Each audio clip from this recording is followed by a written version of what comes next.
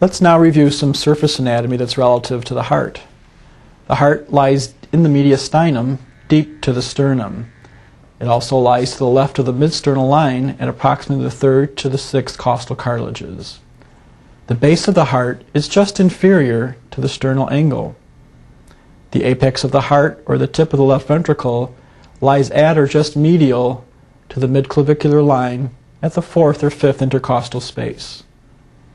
The precordium is the area of the chest wall that overlies the anterior surface of the heart.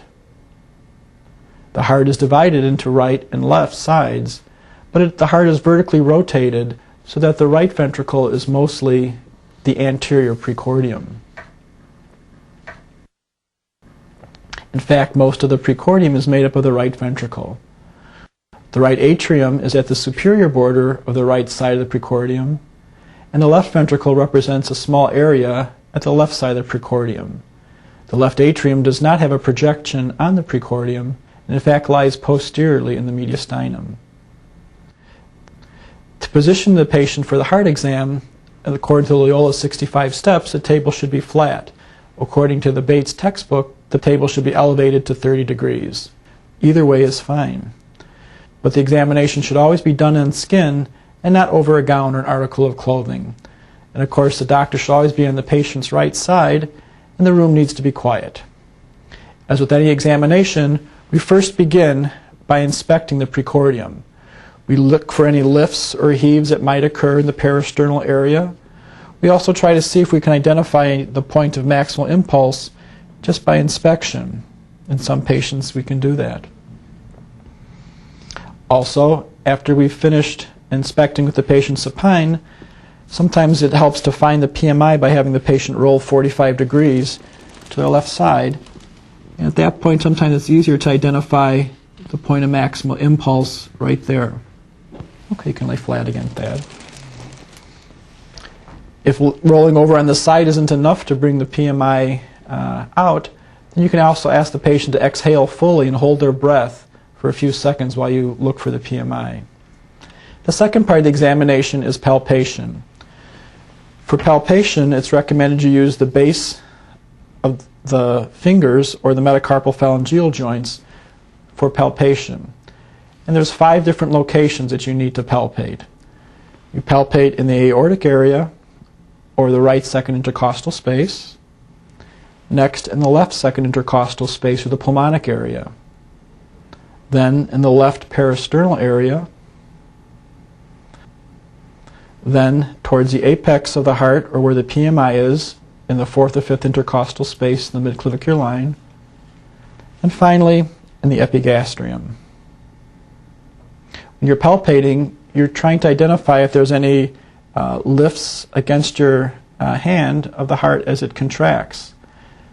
The PMI will feel like a gentle tap or brief thrust against your hand. Some texts advocate using the finger pads to feel in the left peristernal area. Once you identify the PMI with the metacarpal phalangeal joints, you further identify it by using just your finger pads. The PMI can be characterized by diameter, duration, and amplitude. Normally the diameter is less than 2.5 centimeters, or 1 intercostal space. If you have to lay 2 or 3 fingers next to each other to feel the entire PMI, then the PMI diameter is enlarged. Also, feel for the duration of the PMI, and you need to listen or auscultate to the heart while doing this. Normally, the sense of maximal impulse lasts for less than 2/3 of systole. If the impulse continues all the way through systole to S2, the patient could have ventricular hypertrophy from chronic hypertension. And finally, feel for the amplitude of the PMI. Again, it should just be a gentle tap against your finger pads. If the amplitude feels very light, the heart is probably contracting less vigorously, as happens with a dilated cardiomyopathy. If the amplitude is increased or vigorous, that can sometimes be seen in high cardiac output states such as severe anemia or hyperthyroidism. Again, if you can't feel the PMI with the patient supine, again, if you could roll over to your left side about 45 degrees and exhale fully. Again, this makes it more obvious, the PMI, by this maneuver. Okay, you can lay back. Sometimes the patient has a very muscular chest wall, or a patient who's very obese, or a patient has a very increased AP diameter of the chest, as happens with emphysema, the PMI cannot be palpated.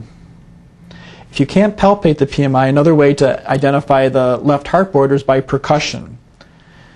And this is a step that's not normally done, but with the patient supine in approximately the fourth interspace, begin percussing from about the anterior axillary line and move medially till you hear the resonance of the lung change to dullness.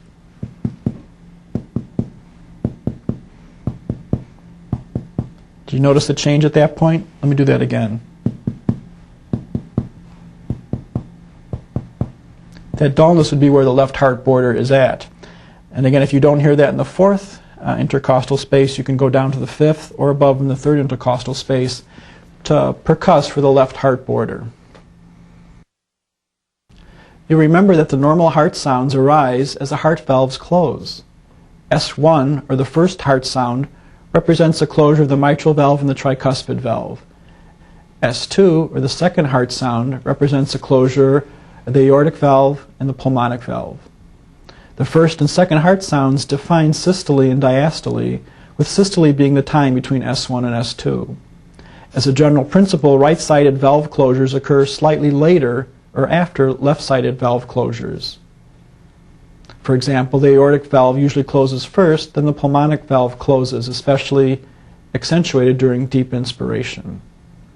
Also, as a general rule, left-sided valve closings are louder than the right valve closing sounds. You normally cannot hear the pulmonic valve close in any location except in the left second intercostal space. The best place to identify the tricuspid valve is along the left lower sternal border. The best and loudest place to hear the mitral valve is at the apex of the heart. The next step of the heart exam is auscultation. Again, when you auscultate, it should be done on skin with the room quiet. And you need to listen again in 5 locations, the same 5 locations that you palpated. Again, first we're going to listen with the diaphragm of the stethoscope. And it doesn't matter what exact order you auscultate those 5 locations, as long as you're systematic and do it the same way consistently. So I'm going to identify the angle of Louis, and first listen in the right second intercostal space, or the aortic area, with the diaphragm.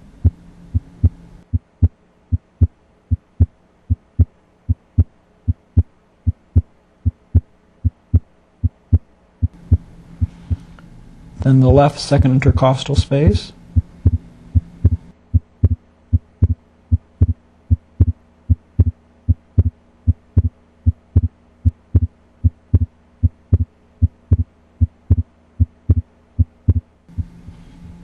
And the left lower sternal border.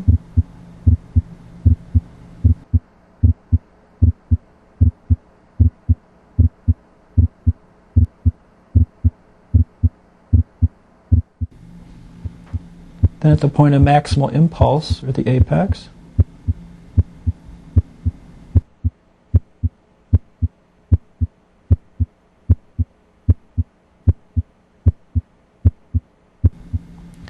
And then in the epigastrium.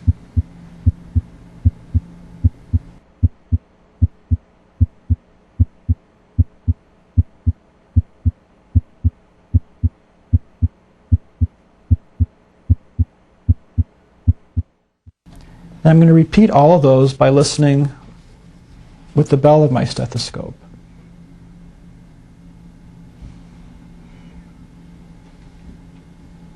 You'll notice with the bell, the stethoscope just gently rests on the skin. No pressure needs to be applied.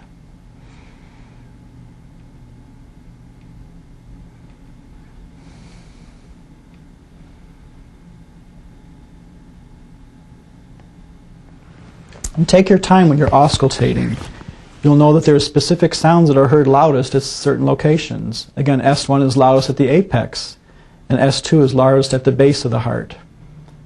Take time to listen in each area and concentrate your attention and focus on the things that you know belong in that area of the heart. And remember to listen in all 5 areas with both sides of your stethoscope. Sometimes you need to do extra maneuvers or positions to bring the heart closer to the chest wall. You may ask the patient to roll on their left side. Again, if you could roll over on the left, about 45 degrees. Exhale completely. Again, this maneuver brings the heart closer to the chest wall and aids in auscultation. Okay, you can breathe. Another maneuver would have the patient sit up, lean forward, and exhale, and hold their breath. That would help the examiner hear the murmur of aortic regurgitation better. Also, palpate in the suprasternal notch with your index finger by pressing posteriorly and somewhat inferiorly. You're going to check for any abnormal pulsations or thrills that might come with an aortic aneurysm or a loud aortic stenosis murmur. In conclusion, I hope this video has been helpful in introducing you to the steps that are necessary to assess blood pressure, neck veins, and the cardiac examination. Of course, the only way you become good at this is by practice. Good luck.